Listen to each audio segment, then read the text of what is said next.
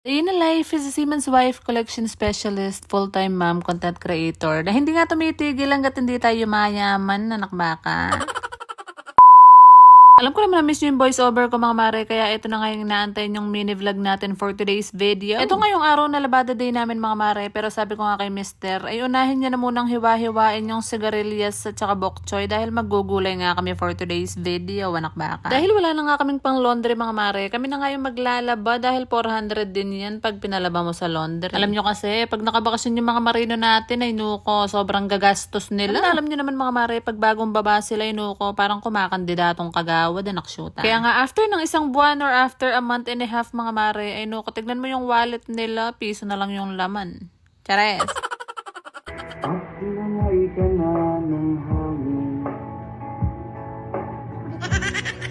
Sabi ko nga sa kanya mga mare, imbis na pa-laundry natin, nagagastos tayo ng 400 hanggang 450. Ay tayo na lang dalawa yung maglaba, mag-e-enjoy pa tayo, parang banding na lang din natin, anak baka. Pa rin talaga yung advantage mga mare, no, kapag kasama natin yung marino natin sa bahay. Lahat talaga ng gawaing bahay, may kasama kang gagawa. Imagine nyo mga mare, pag wala nga si mister, tapos ganito kakalat, ay nuko, iuuntog ko na lang talaga yung ulo ko sa pader.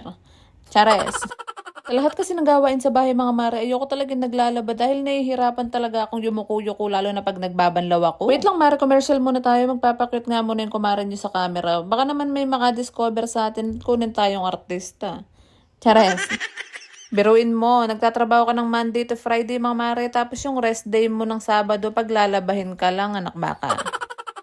Eto, dahil wala kaming choice, dahil wala na nga kaming pambayad ng laundry mga mare. Eto yung mga nilaban namin, sobrang dami talaga. Nakapagod nga yung araw na ito mga mare after nga namin maglaba. Ay eto naman nilinis namin yung buong bahay, nagwalis at nagmap na nga kami dyan dahil ang dami nga ang kalat kanina. So sobrang busy nga rin mga mare, hindi ko na nga rin na-videohan yung niluto ni mister ko na ginisang gulay, anak baka. Ginisang sigarilyas na may bok choy nga yung ulam namin for today's video mga mare. At pinartneran nga lang namin ng chicken star na nabili namin sa kanto. Hanggang dito na nga lang muna yung update at chika ko sa inyo mga mare for today's video. At sa susunod na lang na mini vlog tayo magtsekahan. Salamat sa panonood!